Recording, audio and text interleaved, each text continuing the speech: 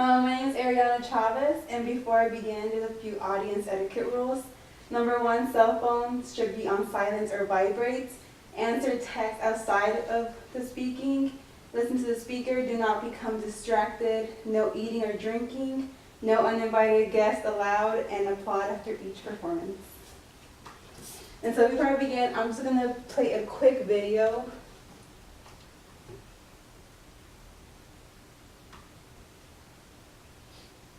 He said, I'm not going to give you any anesthetic. And he said, if you scream, they will hear you.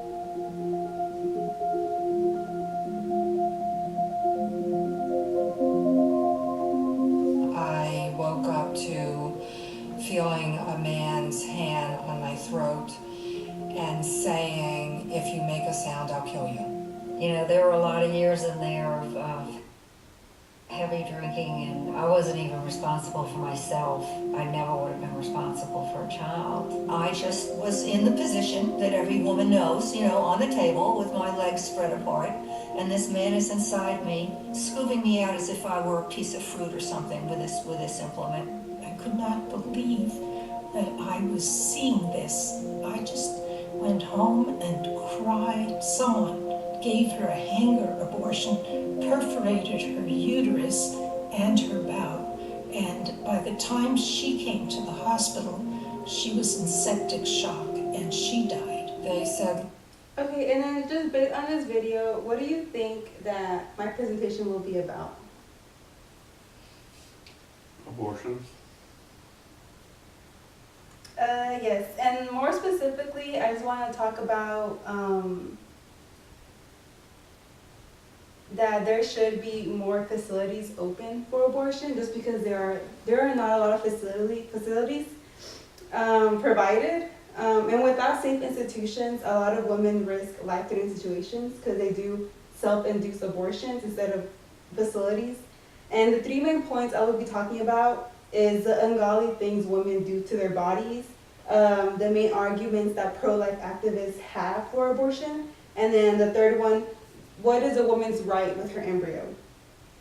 And testimonials seen like the video are some of the reasons why I believe more facilities should be open for abortion. And the effects of the lack of abortion facilities is self-induced abortions. Many women, either the clinics are too far or they're too expensive, and so they get desperate. And so if they don't have access to these abortion facilities, some of the common ways that they do self-induced abortions is the hanger, or they use chopsticks, or they belly flop on their stomach, or they receive punches because they can't afford, or they don't know where to go to get abortions. Another effect of the lack of facilities is uncredible abortion specialists. These are people that say, come here, you know, we don't pay as much, we're close.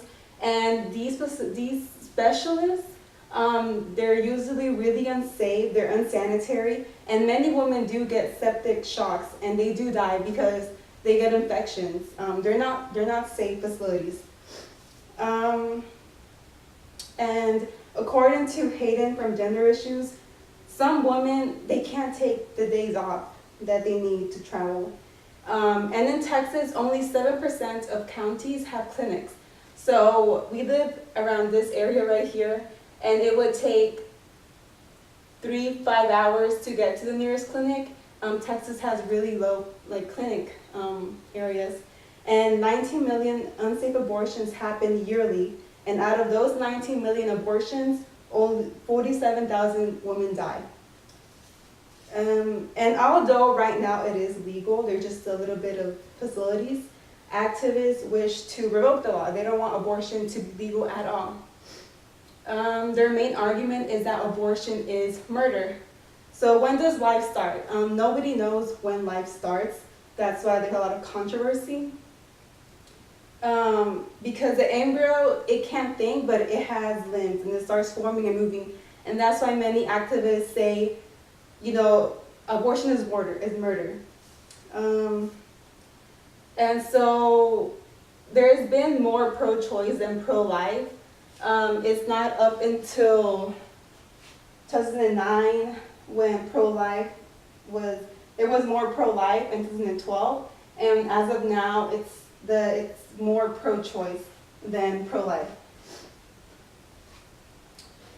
All right, so according to the Family Research Council, 22 days after conception is when the heart begins to circulate. So that's around this right here. 6 weeks is when the eyes and the eyelids and the nose and the mouth begin to form, which is about right here. And then after 8 weeks, all the organs are formed. So it's like in this stage right here. And so, I mean, because fetuses and embryos do look human, a lot of pro-life activists say abortion is murder, and that's their main argument. And, you know, they are against the concept, but they forget to cue in a lot of facts. That being that some women just don't feel completely ready to bring a child into the world. They're either not financially stable or they're not mature. So that's why the majority of abortion patients are from poor or low income. 75% of them are from those. 49% are poor, they're below the federal poverty line, and 26% are at the poverty line. So that's one of the main reasons why many women choose abortion. They're just not financially stable to bring a child. Another reason is they're just not mature enough. 25% actually is because they're not mature. They're 17, they're underage. They're not, 23% is they're not ready for their child. 90% is they can't afford a baby. So those are the main reasons why women choose to have abortions. So now all of you should know the implications that the lack of clinics are. A lot of women, you know, self-induced abortions, they die, they get septic shocks because they don't have access to these safe facilities like Planned Parenthood. You should know the stages in the embryo, and you should know the reasons why some women choose to abort. And although some of you may disagree with the idea of abortion, you know, I disagree with it, but I believe, like y'all should, that more facilities should be open. Because you can't force other women to see your views, but you should be able to bring them the safety so they don't die. Thank you.